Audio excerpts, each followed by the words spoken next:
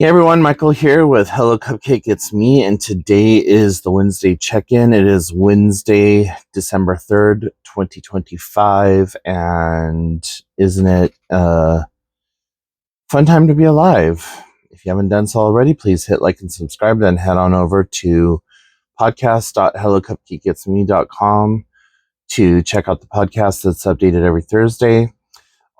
Also, make sure that you follow me on TikTok for TikTok Tuesdays, which is a little 10-minute segment that I do there every Tuesday. Go give the blog hellocupcakeitsme.com some love. Follow me on all the different social medias, and let's get into it, shall we? So,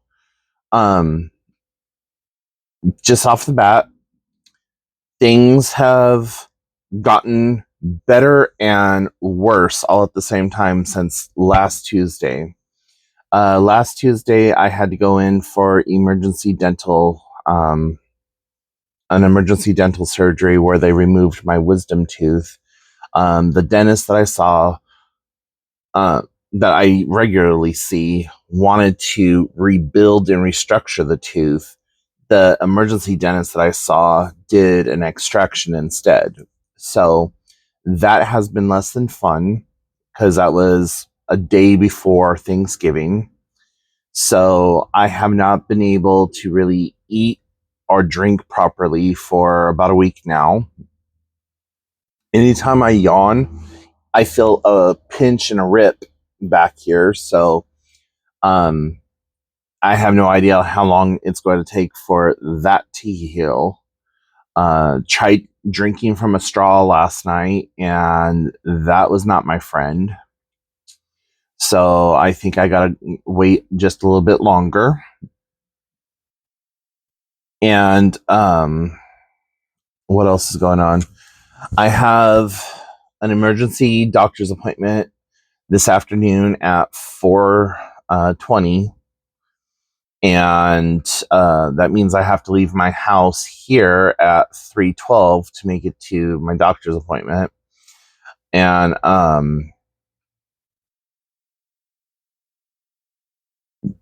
I think that I'm in the process of passing a kidney stone, and I don't know if it's actually a kidney stone or if it is the fact that I was on 1,500 milligrams of amoxicillin for 3 times a day, or I'm sorry, 1,500 milligrams of amoxicillin for 3 days. So 1,500 a day. So yeah, right after I had my tooth worked on.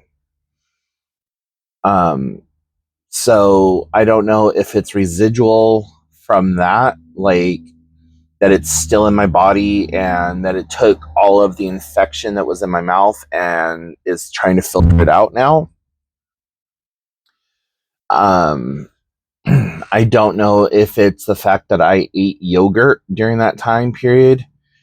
Um, if it is that I ate, if it is calcium based, I'm not going to eat yogurt ever again, because last time that I had um, kidney issues, are the first and last time that I had kidney stone was because I ate yogurt. Now, I was eating an excessive amount of yogurt, but it was still the fact that I ate yogurt.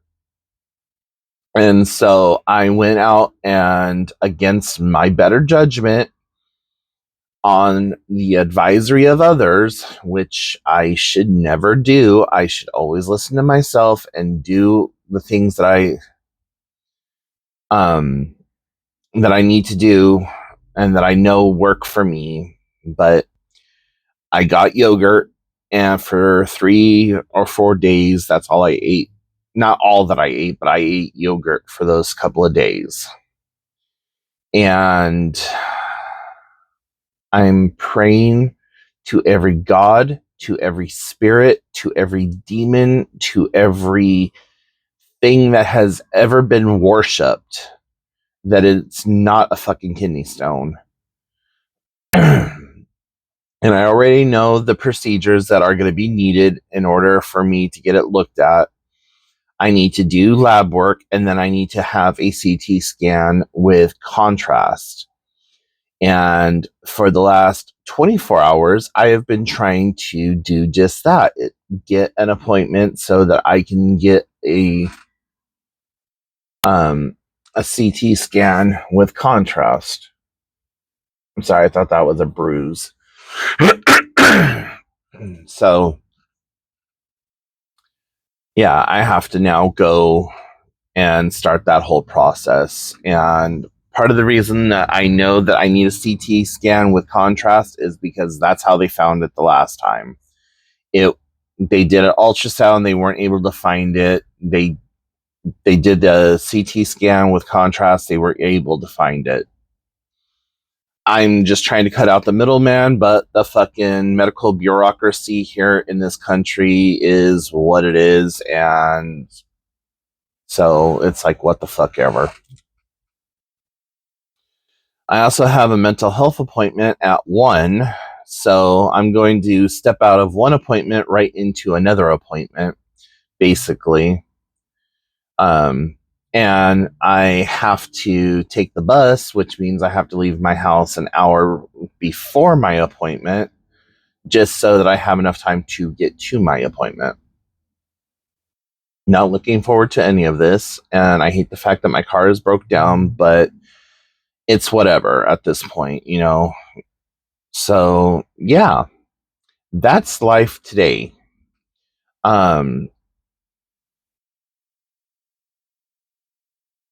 Yeah, that's what I got going on.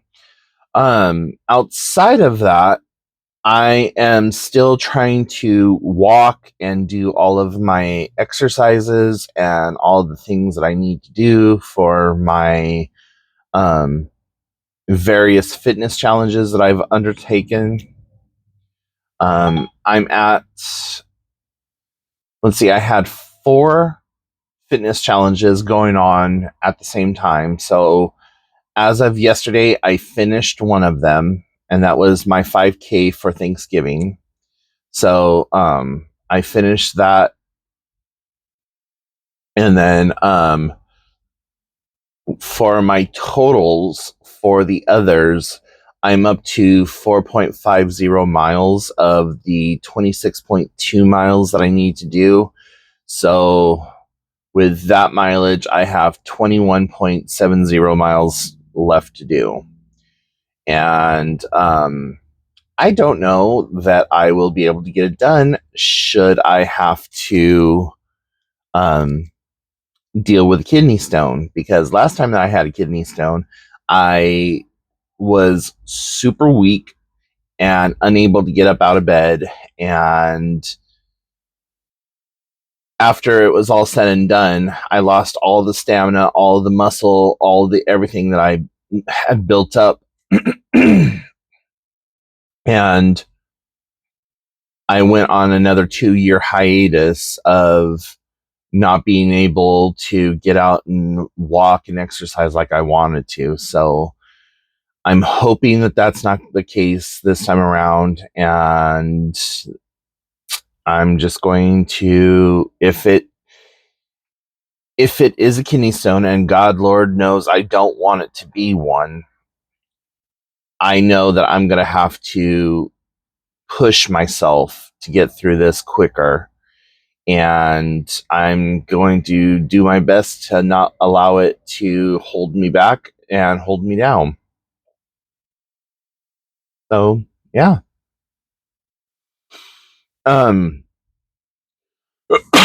Medical aside and everything else, I kind of fucked around and hurt my feelings last night. And this happened like right before going to the bar for trivia. So the only thing of my biological mother's that I still have is her cell phone. And this is it right here. This was her phone. And It updated yesterday, or sometime within the last week or so. It updated, and I saw that there was voicemails on there, and I was curious. I was like, "Oh, who left our voicemails?" And I listened to the voicemails, and it really pissed me off and got me in my feelings. It was her drug buddies and this one guy who claimed to be her boyfriend, like emotionally blackmailing her. And there was some payday loan things that she had taken out that they were trying to collect on. And just a bunch of other shit on there that I really didn't need to hear. And the other part of it that was kind of like, was that there was no voicemails after November of like November 4th of last year. She passed away in March. She passed away March 20th, 2025, 4 days after my birthday. So I don't know if people just didn't call her at that point, or if she like deleted the voicemails that she had. She wasn't very techno savvy, so I don't understand why she would have deleted those voicemails versus the voicemails that were already on her phone. But whatever. Um, so it put me in a really sour, bitter, bitchy mood, and um, that's one of the reasons I'm glad that I have a therapy appointment today, because I need to talk about that. And I'm really, really upset about it. I mean, I should take it back. I'm not really, really upset about it. It was just more of like her constant denial that she was not using, like from 15 or 16 all the way up until just before she passed. She claimed that she wasn't using, and that this person wasn't a user or that person wasn't a user. And I don't know why she felt it necessary to lie to me when I knew. Like, you know, there'd be times that I would show up at her house and she would have a whole slew of people in there and they would all be tweaking. Or there was a time that she tried to give me a marijuana pipe that was clearly a crack pipe or a speed pipe. And I was like, the fuck are you giving this to me for? She's like, oh, that's a pop pipe. And I know that you smoke marijuana. I'm like, this is not a pop pipe. This is a meth pipe. And she's, oh, no, it isn't. No, it isn't. Why would I have that? I'm like, well, then you wouldn't care if I broke it then, right? Well, it's a gift. So why the fuck would you break a gift? I was all, because there's literal methamphetamines stuck in this. So I'm not even going to go into the anatomy of a meth pipe, because that's not something that needs to be talked about. But anyways, I'm just like, there's still like 5 or 6 hits in this fucking pipe. So no, I will not be taking it. Thank you, no thank you. Um and anyways, so it was just the years of her blatantly lying and just denying the fact that she was on drugs. And I think the 3 or 4 weeks that my sister was down there is the last time that she was ever sober. And the minute that my sister came home, she went out and fucking partied her tits off and died because of it. So, anyways, yeah, more just more fuel for my upcoming book that I'm writing. And there's going to be probably an entire chapter just dedicated to her and her abuse and her emotional neglect. What else? It's a funny segue, but I just took another class with this safe project group, and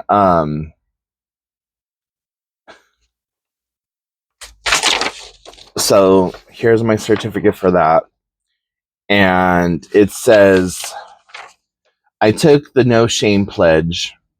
I have committed to doing my part to stop the stigma surrounding addiction and mental health challenges by empowering others while encouraging care, treatment, and recovery. And that's true. For years, I tried to get her to admit that she had a problem. It's not a problem if you don't call it one. And for years, I tried to get her to acknowledge her mental health because her whole goddamn family had some kind of issues going on with them. And, um, I'm able to hold safe space for other persons, but for her, I wasn't able to because she was not a safe space herself. And I said it many times last year and even at the beginning of this year that I was tired of having to be a parent to a parent who never parented. And I'll say that again.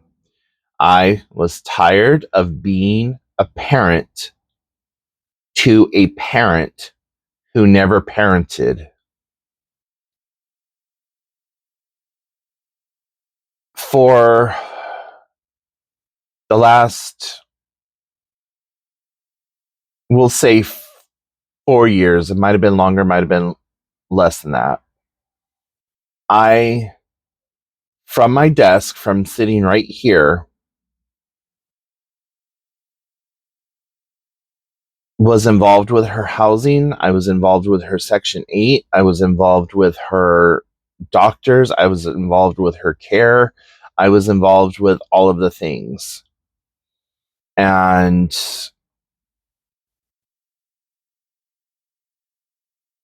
it just seems like it was a waste of time. So I took all of that and I focused it into becoming a digital navigator. And that's just one of the many titles and tools in my ever growing arsenal. A digital navigator is somebody who collects resources in a specific area and helps other people obtain those, obtain that information. So, like, say somebody needed to know about Meals on Wheels program and who to contact. In my phone book, I have, okay, you contact this agency or this agency, you talk to this person or this person at those agencies, and this is, you get set up that way. If you are looking for a holiday meal and you don't have the means to make one for yourself, here's the number to the food bank. This is the time that they're open. They will give you XYZ. If you don't have the ability to cook or don't want to cook for yourself, then you can go to this community center or this church from this time to this time, and that's whatever, blah, blah. So, dealing with all of her crap and all of the crap that I have gone through in my life has put me on this track of just being an informational resource hub. And yeah, so I don't want to talk about that anymore. The holidays are now coming up, and I've gotten 2 presents so far for people, and I still have my sister, her boyfriend, his dad, my mom, and then I want to get something for my friend. 1, 2, 3, 4. I want to get something for 4 of my friends. And it's probably not going to be anything big, lavish, or extravagant. As a matter of fact, I'm probably only going to pay less than $15 for all. Well, yeah, about $15 to $20 if I have it for each of my friends. I just want to get them like a little throw blanket and maybe a thank you card and call it good. Like, just nothing very big or serious or whatever else. And then I need to buy gift bags because I don't wrap presents. And I don't know if you've ever tried to wrap a blanket, but that's damn near impossible.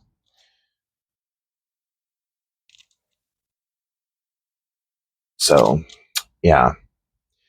But anyways, I am going to let you guys go because by the time I get this uploaded and everything, it's going to be time for my therapy appointment, and I need to get into some different clothes and get ready for my 4 p.m. appointment. So I hope you all are doing good, and remember, you're doing the best that you can with what you have available to you. And in a world full of Karens, be somebody who cares in the world.